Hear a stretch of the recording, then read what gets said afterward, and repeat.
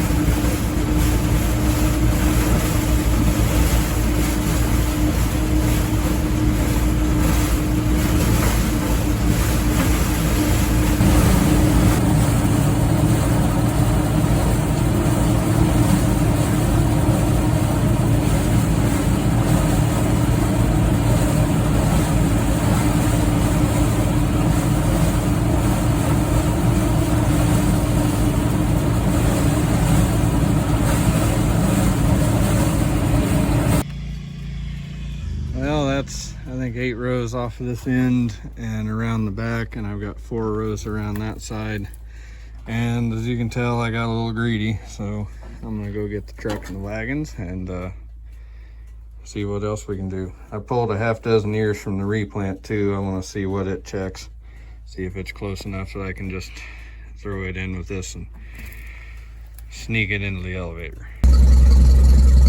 Well, I just got back with the wagons. See if this thing will unload. I never actually got the unloader belt changed.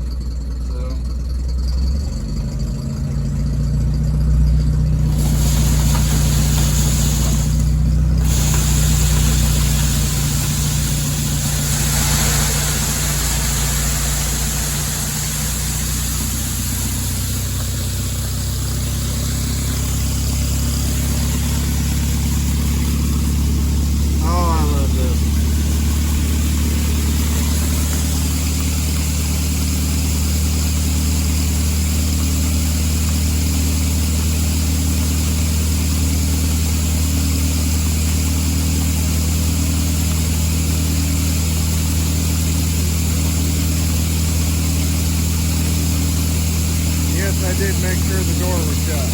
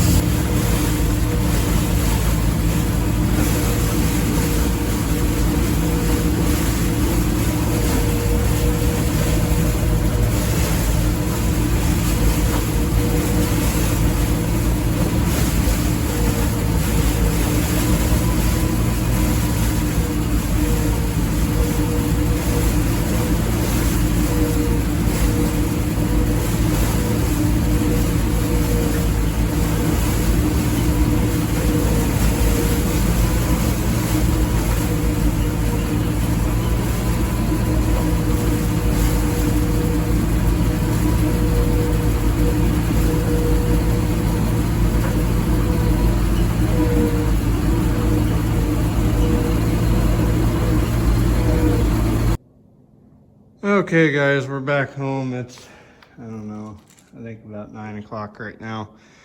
I decided to call it a night.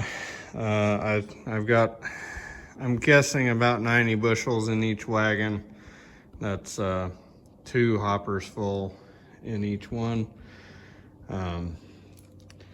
It was getting hard to see, and I did have my work light on the front of the cab because I don't have any actual headlights working on the Gleaner. But anyway, that's the end of day 1.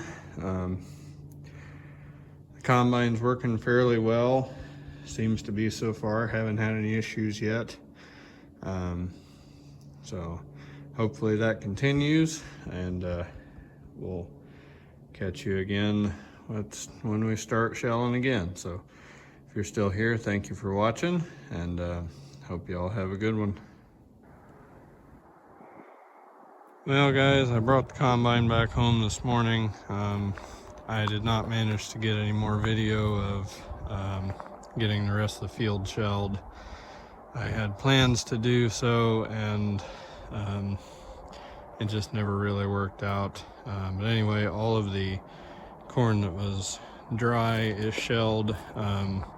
What I replanted, I didn't do any of that yet because it was still, when I started shelling, I tested some of it and it was still right at 30%. So I'm gonna let it sit for a while longer. I don't know if there's gonna be enough of it to really make it worth going after or not, but I'll go back in a month or so and try it.